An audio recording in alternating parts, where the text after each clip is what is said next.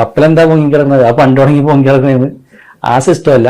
നമുക്ക് എല്ലാത്തിനും കാരണങ്ങൾ വേണം. സ്ഥാനം തെറ്റി അല്ലെങ്കിൽ സ്ഥാനദോഷം സംഭവിച്ചു, അത് എന്തായിരിക്കും അതിന്റെ അനുഭവം, ആ തിക്താനുഭവങ്ങൾ ആ ഗ്രഹനാഥൻ അനുഭവിക്കുന്നത് എന്താണെന്ന് ഈ പറയുന്ന വാസ്തു പഠിച്ച ഒരാൾക്ക് പറയാൻ പറ്റും കൃത്യമായിട്ട്.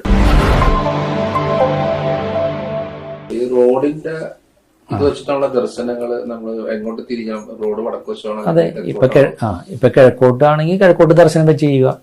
അത് നമ്മൾ ഭാരതത്തിന്റെ ഘടന പറഞ്ഞപ്പോൾ ശ്രദ്ധിച്ചോ, വടക്ക് ഹിമാലയ പർവ്വതം ബ്ലോക്കാണ്, മനസ്സിലായോ? അതാണ് നമുക്ക് ആ വേണ്ടത്ര പുരോഗതി ഇട്ടാത്തത്. ഇപ്പൊ ഈ പറയുന്ന സെയിം എഫക്റ്റിന്റെ ആയിരിക്കും വടക്ക് കിഴക്കോ നിർമ്മിതികൾ വന്നു കഴിഞ്ഞാൽ ആ ഭവനത്തിൽ ആ ഗ്രഹത്തിൽ താമസിക്കുന്നവർക്ക് ഈ പറയുന്ന പുരോഗതിയൊക്കെ തടസ്സം നേരിടും.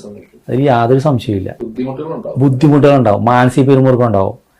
അപ്പൊ വളരെയധികം ശ്രദ്ധിച്ച് ചെയ്യണം. ഇപ്പൊ സിറ്റിയിലൊക്കെ ഈ പറയുന്ന തൊട്ടടുത്തുള്ള നിർമ്മിതികൾ ഈ പറയുന്ന വൻ ഉയരത്തിലാണെങ്കിൽ അത് കുറച്ചൊരു 2-3 മീറ്റർ മാറിയിരിക്കണമെങ്കിൽ കുഴപ്പമില്ല.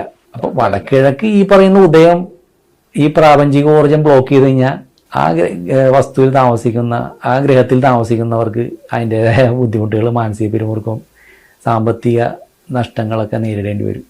അത് ഈ പറയുന്ന ഈ ഇന്ത്യയുടെ ഈ അവസ്ഥയും നമ്മൾ ഈ പറയുന്ന സെയിം എഫക്റ്റ് ഈ റോങ് ആയി പോകണേ, മനസ്സിലായോ? ഇപ്പം എല്ലാവരും വിചാരിക്കും ഈ പറയുന്ന ഇതിൽ ഇത്രയും കാര്യങ്ങളിലേക്ക് കൊണ്ടുവരാൻ സാധിക്കുമോന്ന്. അപ്പം നമ്മൾ ഒരു ലൈഫ് ടൈമാണ് നമ്മളുടെ ഒരു ഗ്രഹം എന്ന് പറഞ്ഞാൽ ഒരു സ്വപ്നമാണ്.